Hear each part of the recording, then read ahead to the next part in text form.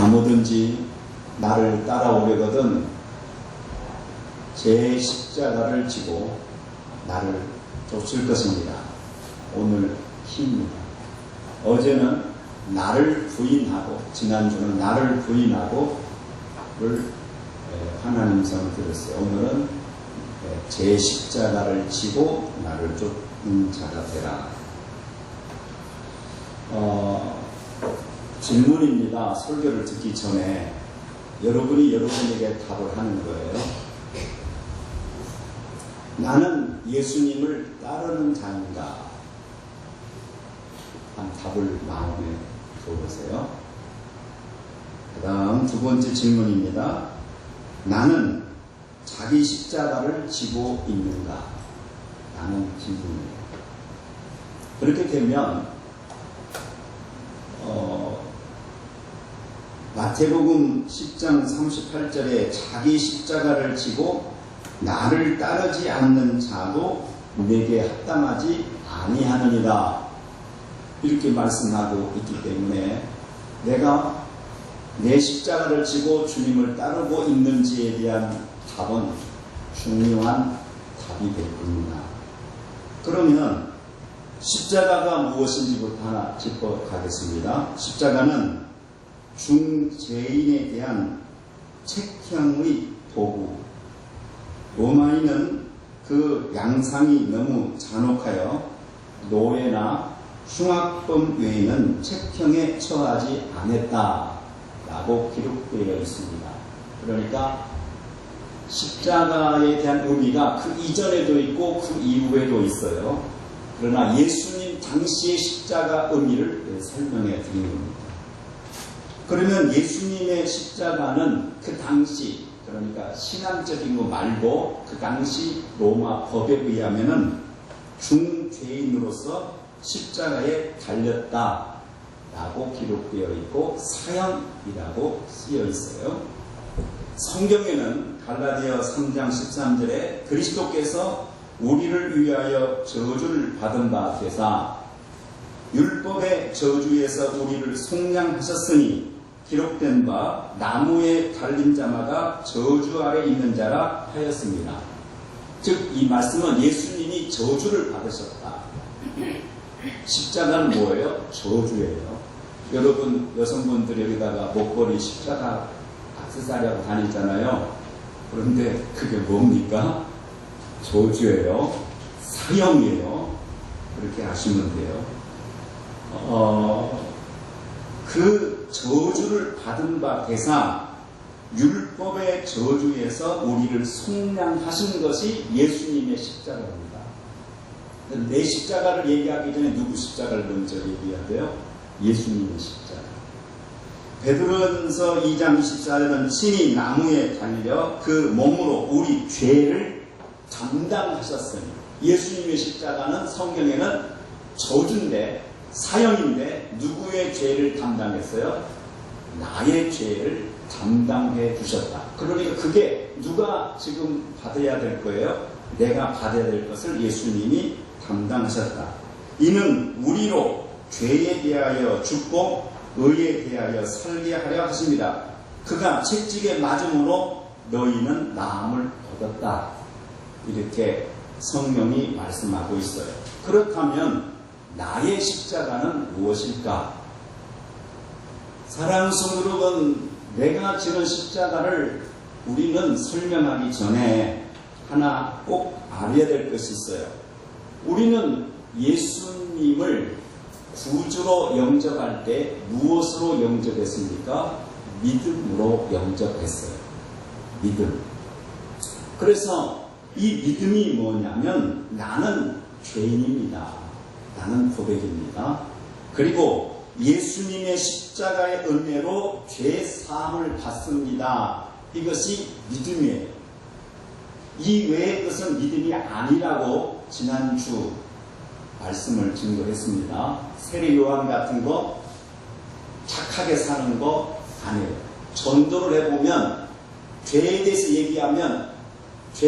얘기하는 거 싫다 이거예요. 착하게 살고 선하게 살면 됐지 무슨 죄. 그렇죠? 그러나 십자가의 은혜가 우리 속에 믿음으로 들어오는 것은 내가 죄인이고 예수님이 내 죄를 위해서 고난당하셨고 그 믿음으로 말미암아 내가 죄에서 해방된다는 사실이 믿음이에요.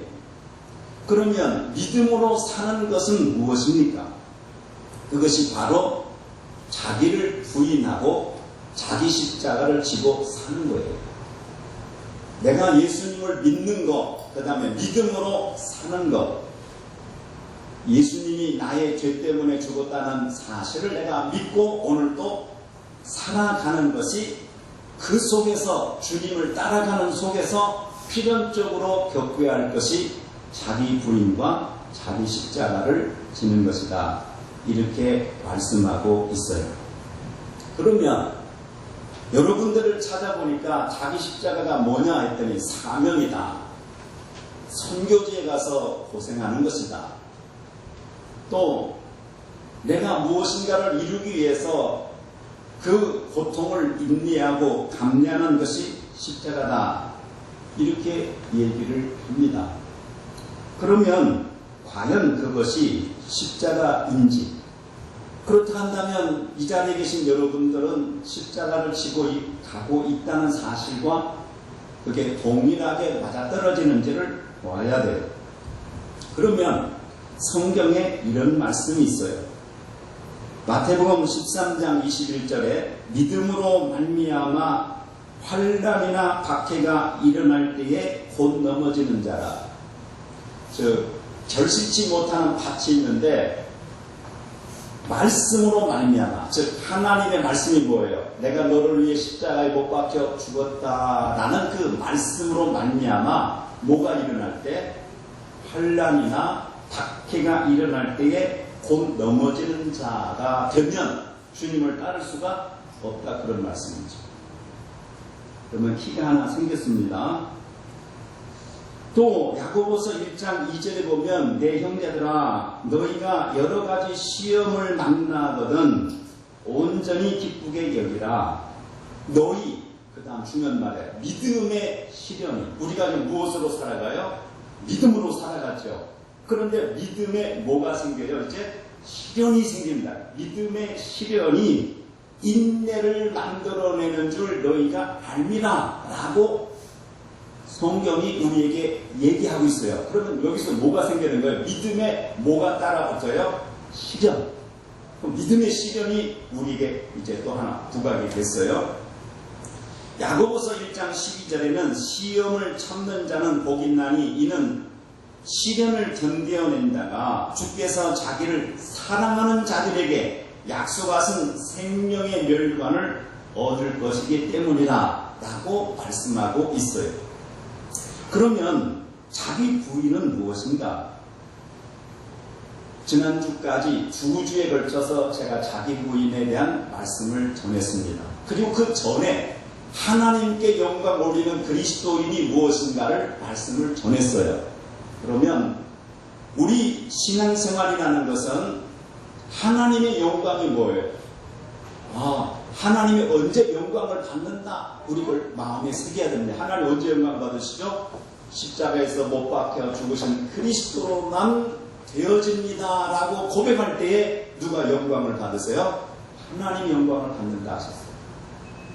그 과정에서 자기 부인이 생기는데 그 자기 부인이 뭐냐면 하나님, 내가 내 속에는 하나님 앞에서 가능성이 전혀 없군요. 예수의 피로만 되는군요 라고 이것이 가슴 속에서 들어오면서 내 자신이 무너지는 것을 자기 부인이다 이렇게 말씀했어요. 그러면서 거기에서 일어나는 우리가 감내해야 될 것이 뭐냐면 자기 십자가예요. 즉 자기 십자가는 오늘 우리들이 하나님 앞에서 내가 믿음으로 살아가면서 감내해야 될 것인데, 그러면 신앙생활이 무엇인가를 한 번 더 우리가 점검해 보겠습니다. 신앙생활은 예수님의 십자가의 은혜를 배워가며 알아가는 것이다 라고 정의하고 있어요. 신앙생활이 뭐예요? 무엇을 배워가는 거예요? 예수님이 나를 위해서 십자가에 죽으신 그 은혜를 내가 마음속에서, 생각 속에서, 삶의 영역 속에서, 더 나아가서 인격 속에서 나라는 하나의 인간으로서 느끼고 이해하고 깨달아지고 그 은혜와 그 깊이가 갈수록 깊어지는 것을 배워가는 것을 신앙생활이다 그래요. 그러니까 신앙생활은 종교심이 강해지는 것, 도덕 윤리적으로 더 높은 자리에 올라가는 것이 아니라는 거예요. 우리의 신앙생활은 누구를 더 알아가는 거예요? 예수님. 예수님이 십자가에 못 박혀 죽으신 은혜를 내가 사랑하게 되는 거죠. 그렇게 되면. 제가 여러분에게 한번 질문해 봅시다. 여러분은 부모님의 사랑과 은혜를 잘 아십니까? 사랑은 내리사랑입니까? 올라가는 사랑입니까? 내리사랑이에요. 절대 부모님의 사랑을 알 수가 없어요. 잘 모릅니다.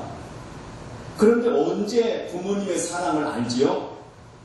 내가 아이를 낳아서 길러보면서 우리 아빠 엄마가 나를 이처럼 사랑했구나 라고 어렴풋이 알아요.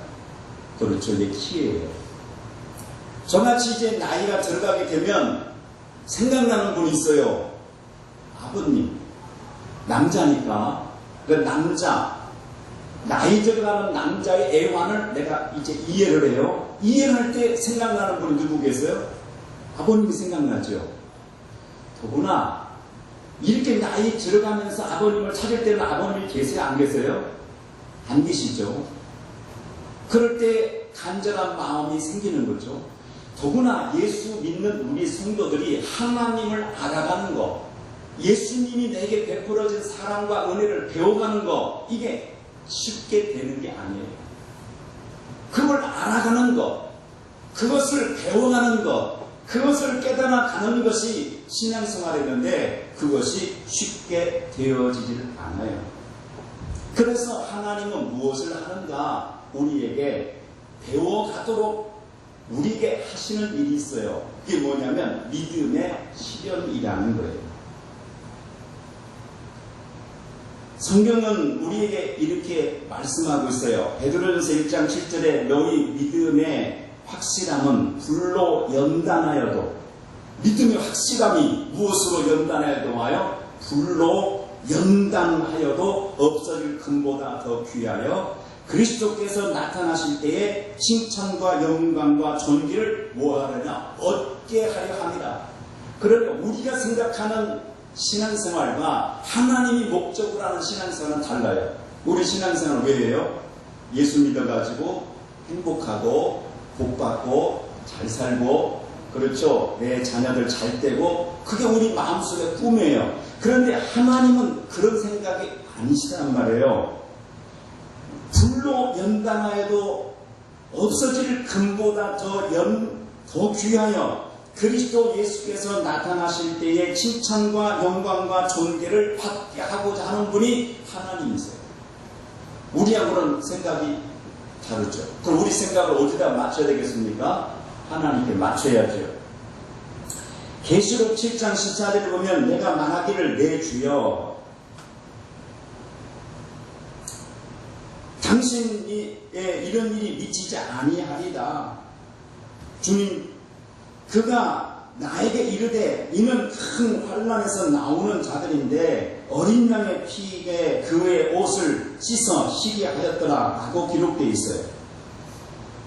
우리를 계시록에서 그리스도인을 큰 환난에서 나오는 자들이다 하고 기록되어 있어요. 그러니까 믿음의 시련, 큰 환난에서 나오는 자들, 이렇게 기록되어 있어요. 그러면 사랑하는 성도 여러분, 오늘 우리들이 예수를 믿고 구원을 받고 믿음으로 이렇게 살아가는 그 목적이 이제 다 드러났죠. 자, 주님은 우리가 예수 안에서 예수님을 알아가고 하나님을 알아가고 하나님을 배워가고 나를 위해 죽어주신 그 은혜를 우리가 이해하고 깨달아져 가는 것을 원해요. 그래서 그걸 위해서 뭘 해요? 믿음의 실현이라는 것을 우리에게 주시는 거예요. 자, 여기서 말씀을 끊고 질문 또 들어갑니다. 우리는 예수 믿고 구원 받은 다음에 애굽에 하나님이 두십니까? 저 광야에 두십니까? 광야에 두시죠. 그러면 우리는 지금 영적으로 광야 생활하고 있는 겁니까? 애굽 생활하고 있는 겁니까? 광야 생활하고 있는 거죠. 그러면 왜 하나님은 우리를 광야에다가 두시는가? 왜 시련, 믿음의 시련이라는 걸 우리에게 허락하시는가? 왜 우리는 하나님께서 불로 연단하는 것 같은 삶을 살아가는가를 답을 빨리 얻어야 해요. 이것을 얻지 못하면은 우리 신앙생활이 자칫 잘못하면 큰 문제가 생길 수가 있어요. 예를 들면 여러분, 저는 예전에 그 욥기서의 8장 7절에 보면 이런 말씀이 있어요. 내 시작은 미약하였으나 내 나중은 심히 창대하리라. 제가 물어볼게요. 이거 성경 말씀입니까? 성경 말씀 아닙니까? 하나님이 주신 말씀이에요? 아니면 하나님 말씀이 아니에요? 여러분, 우리 그 개업하는 집에 가면 이거 많이 붙어 있죠. 내 시작은 미약하였으나 내 나중은 창대하리라 붙어 있잖아요. 근데 이 말씀이 뭐냐면, 여러분이 신앙생활하면서 고통받고 있는 사람이 있을 수 있기 때문에 증거하는 거예요. 잘 한번 들어보세요. 자, 욥이 환난을 당했어요. 어떤 환난을 당했죠? 아들, 딸 다 잃었죠. 그렇죠? 불같은 연단이 왔어요. 자기 재산 모두 잃어버렸어요. 그리고 자기의 건강도 다 잃었어요. 모든 걸 잃었어요. 그때에 욥기서 8장에 보면 수아 사람 빌닷이 와서 이런 말을 하는 거예요. 내가 어느 때까지 이런 말을 하겠느냐? 내가 어느 때까지 내 입의 말이 거센 바람과 같겠느냐? 욥을 지금 책망하고 욥을 지금 정죄하는 거예요. 무슨 정죄가 들어보세요. 하나님이 어찌 정의를 굳게 하시겠느냐? 누구 이름으로 좀 정죄하는 거예요? 하나님이 어찌 정의를 굳게 하시겠느냐? 전능하신 이가 어찌 공의를 굳게 하시겠느냐? 이렇게 말을 하는 거예요. 그러면서 하는 말을 들어보세요. 내 자녀들이 주께 죄를 지었으므로 주께서 그들을 그 죄에 버려두셨다라고 얘기하는 거예요. 자, 하나님은 욥을 지금 뭐 하고 계시는 거예요? 하나님을 알아가게 만들기 위해서 지금 하나님의 섭리 아래 욥을 지금 뭐 하고 있어요? 믿음의 시련 속에 두었잖아요. 그렇죠? 분명 그렇잖아요. 그런데 욥의 친구들은 와서 뭐라 하냐? 하나님이 정의가 굳겠느냐? 누구의 이름으로? 하나님의 이름. 하나님 앞에서 그 아들, 딸이 죄를 안 지었다면 왜 죽겠느냐? 이런 말을 하는 거예요. 이건 욥에게만 해당되는 게 아니고 이 자리에 진실되게 예수 믿는 사람들이 받는 모든 사람들의 예수 믿는 사람들의 애환과 고통이에요. 그래서 진정으로 예수님의 십자가가 무엇인지, 나의 십자가가 무엇인지를 알아야 되는 거예요. 이렇게 말하고 있어요. 내가 만일 하나님을 찾으며 전능하신 이에게 간구하고 또 청결하고 정직하면 반드시 너를 돌보시고 내 의로운 초소를 평안하게 하실 것이나. 이 말은 무슨 말이에요? 지금 욥이 아무것도 없잖아요. 내가 정말로 정결하고 청결하고 하나님 앞에 바로 서면 내 초소부터 정확하게 하나님 너를 주실 것이다. 그러니까 이게 지금 하나님의 말씀이 아니다 이 말이에요. 이게 예수 믿는 성도들이 이 세상 살아가면서 잘 이해하고 깨달아야 될 내용들이 되는 거예요. 그러면서 그가 말하기를 내 시작은 미약하였으나 내 나중은 심히 창대하리라 라고 말하는 거예요. 이게 무슨 말이냐면은 이런 뜻이에요. 욥아, 내가 하나님을 잘 섬긴다고 믿음으로 살았다고? 아니야. 내 자녀들이 죄를 지었으므로 그런 일이 생기는 거야. 하나님 앞에 범죄하고 잘못 산 거야 라고 얘기하는 거예요. 그러나 하나님은 지금 욥을 정금같이 만들어내는 거죠. 그렇게 해서 누구를 배워가는 거예요? 하나님을 배워가는 거예요. 하나님을 알아가는 거예요. 하나님의 그 위대함을 그가 이제 그 생애를 통해서 가슴속에 지금 스며드는 그런 일을 하나님 하시는 거예요. 그런데 이 욥의 친구들이 이렇게 말하는 거예요. 그리고 말하기를 내가 하나님을 잘 섬기면 시작은 미약하여서도 나중은 뭐예요? 창대할 것인데 너는 지금 창대했다가 아무것도 없지 않느냐, 다 이렇지 않느냐. 그 말을 욥의 친구들이 하는 것은 정죄예요. 정죄. 욥아, 내가 하나님 잘 섬기는 거 아니야. 내가 지금 하나님 섬기는 거 지금 잘못 가고 있는 거야. 우리 예수 믿는 성도님들 하나님 앞에 진실되고 살다 보면은 연단이라는 게 와요. 애굽에 두지 않고 저 광야에 있는 것 같은 느낌이 받을 때가 와요. 그때에 이 욥의 친구들 같은 정죄가 우리 속에 팍 노는 거예요. 야, 정말 내가 예수를 잘 믿는 건가? 제대로 믿는 건가? 나는 왜 이렇게 시련이 오고 역경이 올까? 나는 왜 이러한 일들이 생겨날 것인가? 라는 의문점이 들어오게 될 때에 이 하나님의 이름으로 우리 속에서 이 정죄가 들어오게 되면 감당을 못한다 그런 거예요. 여러분 중에 그러한 사람들이 있으면은 여러분 꼭 기억하십시오. 하나님은 당신을 배워가기 위해서, 당신을 알아가기 위해서 오늘 또 나를 믿음의 시련이라는 것을 통해서 나를 이끌고 계시는 하나님이세요. 그래서 욥기서에 이제 마지막 하나님께서 욥을 이제 연단해서 욥을 엄청난 고난 속에 그대로 두시고 아무 응답도 없는 거예요. 아무 소식도 없는 거예요. 그러다가 욥기서 48장에 가면 하나님이 나타나셔서 욥을 여러 가지로 설명을 하는 거예요. 욥에게 말하는 게 이렇게 말해요. 욥아, 저 큰 태양 있지 않느냐? 그 태양 누가 만들었지? 그거 떠오르고 지는 거 누가 하는 거지? 내가 하는 거야. 하나님 앞에 항거할 수 없는 욥을 만드는 거예요.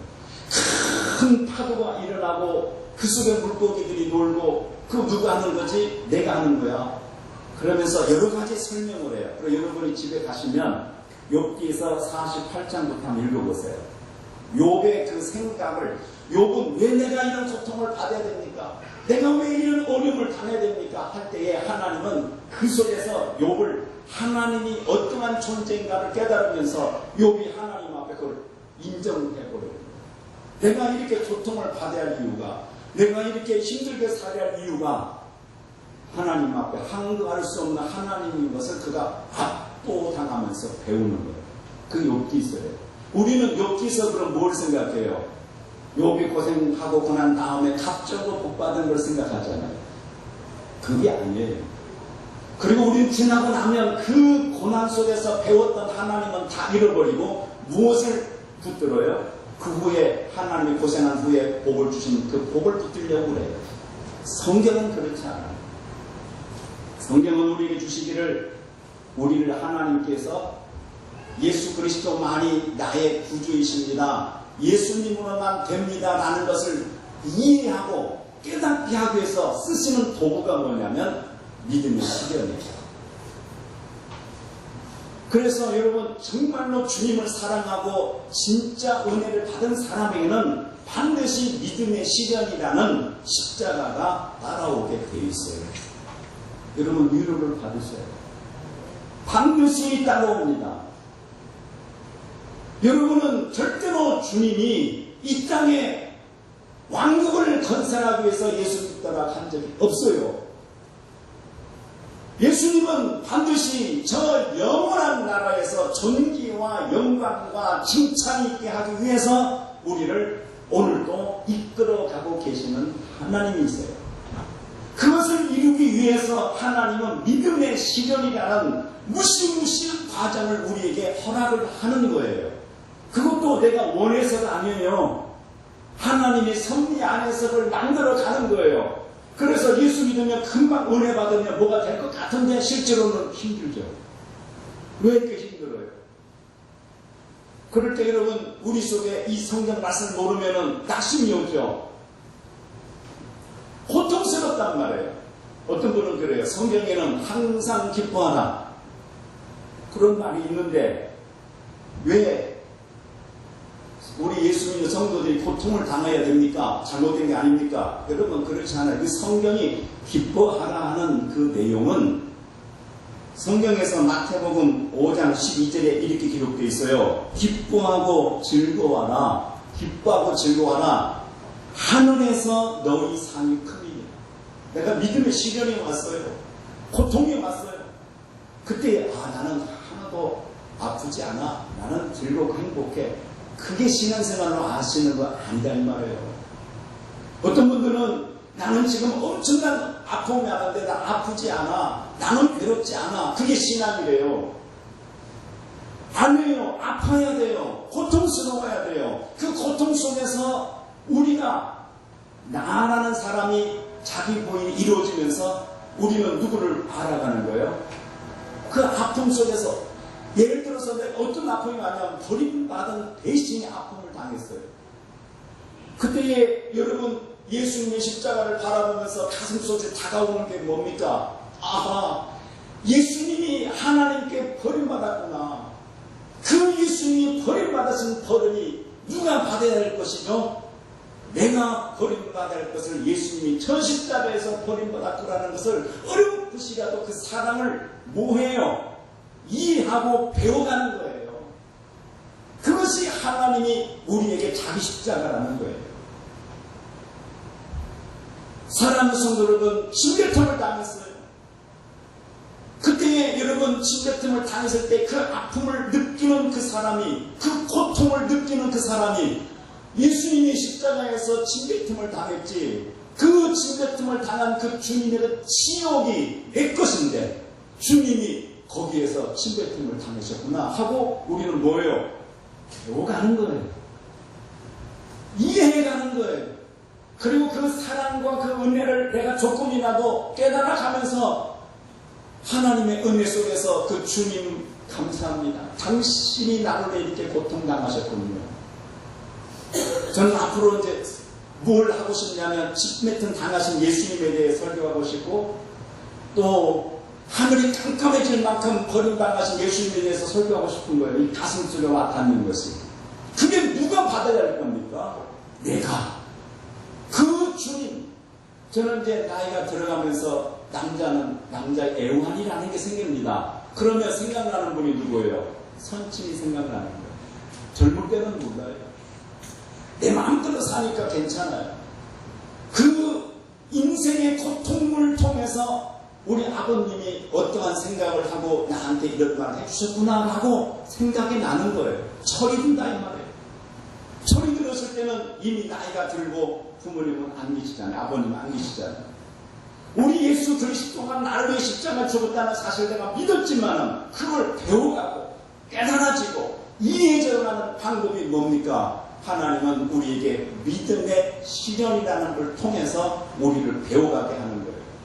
아프단 말이에요. 그래서 옆에서 뭐라 하냐면, 야, 예수님 사람이 아파하는데 성경 봐봐. 하나님 평안 주신다 했잖아. 즐거움 주신다 했잖아. 내 예수 잘 못 믿는다. 이 중에 그런 분이 있으면 용기를 내세요. 아파요. 고통스러운 거예요. 괴로운 거예요. 그러면서 그 속에서 우리가 뭘 배워가요? 예수님이 나를 위해 십자가에 죽으셨구나.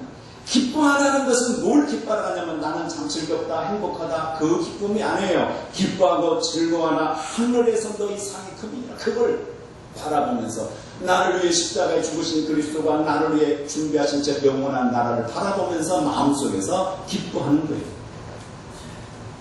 마태복음 13장 44절에는 발견한 후 숨겨두고 기뻐하며 돌아가서 자기 소유를 다 팔아 그 밭을 샀다. 천국, 영원한 나라, 주님, 그 보화가 누구예요? 예수 그리스도잖아요. 예수 그리스도를 위해서 자기가 다 팔아서 누구를 샀어요? 하늘에서 내려온 성, 새 예루살렘 성, 손으로 짓지 아니한 성, 그분이 누구예요? 예수님이 그러셨잖아요. 너희가 이 성전을 헐라 내가 사흘 만에 다시 지으리라. 이 성전이 누구예요? 그러니까 예수 그리스도. 십자가에서 죽으면 사흘 만에 다시 부활하겠다. 그러면 그 하나님이 우리에게 주시고자 하는 것은 유일한 건 뭐예요? 예수 그리스도를 주겠다는 거예요. 예수 그리스도를 내게 선물로 주는데 그 그리스도를 내가 날이 갈수록 이해하고 배워가고 알아가고 사랑해가며 살아가는 것이 신앙생활이에요. 뭔가 종교인이 되어서 존경받고 뭔가 많은 사람들에게, 이 모든 사람들에게 인정받는 그런 것이 종교생활이고 그것은 신앙생활은 아니에요. 그래서 여러분 예수 그리스도 안에 들어가서 하나님의 영광을 드러내고 그 하나님 영광이 뭐예요? 당신만이 구주이십니다가 하나님 영광이잖아요. 그것은 오른손이 한 거 왼손이 모르게 돼 있어요. 성경은 반드시 말했습니다. 오른손이 한 거 왼손이 알면 하나님 나라에 상금 있다고 했어요? 없다고 했어요? 없다고 했어요. 있을 수가 없죠. 반드시 그렇게 말했어요. 이 땅에서 저 사람 신앙 좋아! 그런 말을 듣는 순간 상관없는 거예요. 신앙 아니에요. 우리가 주님의 영광을 나타내는 주님만이 나의 구주이십니다고 고백하는 이걸 통해서 주님의 영광을 받으시는 거예요. 그리고 그때 나는 아무것도 할 수 없는 무능한 인간으로 내가 내려앉는 거예요. 그러면서 내가 지어야 될 게 뭐예요? 감내해야 될 게 뭡니까? 십자가예요. 십자가를 감내하는데 키가 뭐냐? 키가 뭐냐? 이 성경 야고보서에서 말씀하고 있어요. 제가 설명해 드릴게요. 야고보서에 보면은 내 형제들아 너희가 여러 가지 시험을 당하거든 온전히 기쁘게 여기나 이는 너희 믿음의 시련이 인내를 만들어내는 줄 알아요. 십자가를 지는 데에서 키가 뭐냐? 인내하셔야 돼요. 어느 때는 심한 사형 선고를 받아서 목매달 하고 싶을 때도 있겠죠. 인내하셔야 됩니다. 잘 참아야 돼요. 주님이 나를 이끌어 가시는 목적이 뭐예요? 이 땅에 우리의 도성을 쌓아놓고 이 땅에 바벨탑을 쌓아놓고 그 길로 이끌어 가시는 분이 아니시란 말이에요. 그러니까 아파요. 고통스러워요. 아프고 고통스러울 때 하나님이 계시다면 내가 왜 이리 아프냐? 그런 얘기하면 안 돼요. 그렇게 되면 여러분은 신앙생활을 제대로 하면서도 여러분 내가 가는 길이 회의가 오고 잘못 가는 걸로 생각한다. 그런 말씀입니다. 사랑하는 성도 여러분, 요한계시록에 천국의 모형이 그려지고 있어요. 천국의 모형이 그런데 요한계시록 7장 8절에 보니 이후에 내가 보니 각 나라와 족속과 백성과 방언에서 아무도 능히 셀 수 없는 큰 무리가 나와 흰 옷을 입고 손에 종려가지를 들고 보좌 앞과 어린 양 앞에 서서 그렇죠? 서가지고 뭐 하느냐? 10절에 큰 소리를 외쳐 이르되 구원하시니 영광의 키가 뭐냐? 구원이에요. 나를 위해 십자가에 죽어주신 그 은혜 이것을 영광이라 그래요. 구원하시니 보호자에 앉으신 우리 하나님과 어린 양에게 있도다. 이 하나님 나라의 모습에 오직 그리스도의 피만이 보이고 오직 그리스도의 대속의 은혜만이 영광이 되는 거예요.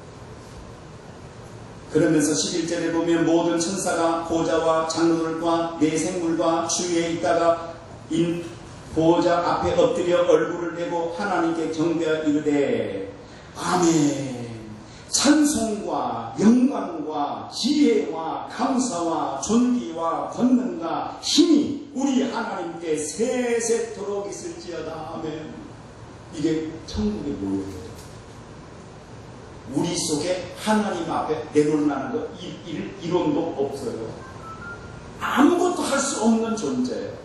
그래서 우리는 전적 무능이요 전적 타락이에요. 그것을 가슴 속에서 배워가는 것을 신앙생활이라 그래요. 그것을 우리가 통해서 하나님을 바라보는 이것은 그래서 오른손이 하는 거 왼손이 모르게 하라 하는 것은 저절로 되는 거예요. 알 수가 없어요. 이 세상 사람은. 선한 행실은 그냥 알 수 있어요.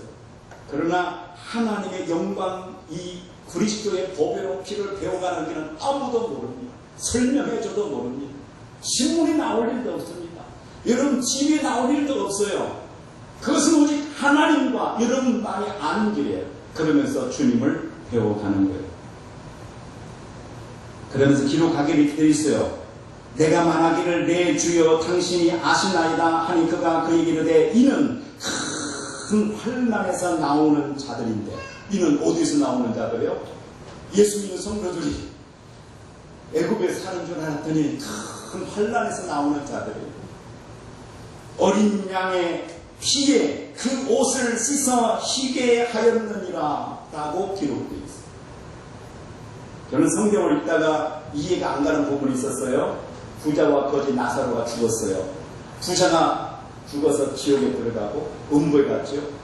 그리고 나사로가 죽어가지고 어디 갔어요? 낙원에 갔잖아요. 그때에 그 아버지 아브라함이 한 말이 저는 이해가 안 갔어요. 얘야, 너는 이 세상에서 정말로 부귀영화를 누렸고 나사로는 고난을 받았으니까 여기서 위로를 받는 것이 마땅하다. 나 이 성경을 읽다가 시험 들었어요. 왜? 천국 가려면 예수의 피로 가는 거지 무슨 고난 받아서 가는 거예요. 그런데 이 성경을 보니까 답이 나오는 거예요. 믿음 안에서 진짜 내 마음에 믿음이 들어오면 그 믿음이 우리 속에서 역사를 해요. 하나님이 나를 이끌어가요. 그래서 우리가 예수님을 주나 그러는 거예요. 여러분이 예수 그리스도를 진정으로 구주로 영접하고 나면 여러분은 여러분의 것이 아니에요. 여러분의 인생도 여러분의 것이 아니에요. 하나님이 이끌어 가시는 거예요. 여러분이 성공을 하든 성공을 못하든 부자가 되든 부자가 아니 되든 여러분은 반드시 주님이 이끌어 가는데 그 속에는 뭐가 있느냐? 믿음의 시련이라는 것이 따르게 되어 있어요. 그래서 큰 환난 가운데에 나오는 자들이라고 기록되어 있어요. 그래서 여러분 이 예수 그리스도 안에서 믿음으로 살아가는 삶 속에 뭐가 있느냐? 십자가가 있어요. 십자가. 여러분 예수 믿으면 우리 이같이 복받고 잘 삽니다. 예수 믿으면 이렇게 잘 됩니다. 라는 간증들 많이 들으셨죠? 들을 때마다 여러분 어떤 생각이 들었어요? 나는 뭔가? 그런 생각 들어요? 안 들어요? 들지요. 나는 잘못 믿나? 그런 생각 드시죠? 그런 설교 들었어요? 안 들었어요? 아, 이게 내가 뭔가 문제가 있나 보다. 그런데 답은 어디에 있느냐? 성경에 있는 거예요. 답은 성경에 있습니다. 사랑하는 성도 여러분, 우리 하나님은 이렇게 말씀하고 있어요. 너희들이 나를 따라오려거든. 나를 따르는 사람에게는 필연적으로 뭐가 일어나느냐? 거기에는 자기를 부인해야만 나를 따라온다. 그리고 반드시 감내해야 될 것이 있다. 그게 뭐냐? 자기 십자가. 그 자기 십자가 뭐냐면은 내가 막 고생을 하고 내가 고난을 당하는 그런 것이 아니라 믿음의 시간. 믿음의 시간. 이것이 우리의 십자가예요. 그리고 그 안에서 우리가 잘 감당하는 그 길이 뭐냐면 인내라는 것을 통해서 우리 주님을 따라가면서 주님을 배워가고 주님을 이해하고 주님을 사랑하게 되고 이러면서 우리는 마지막 주님이 기다리시는 곳, 아버지가 나를 기다리시는 곳에 가는 거예요. 그리고 아버지 품에서 영생하는 거예요. 우리 하나님 앞에 찬양하고 기도하십시오.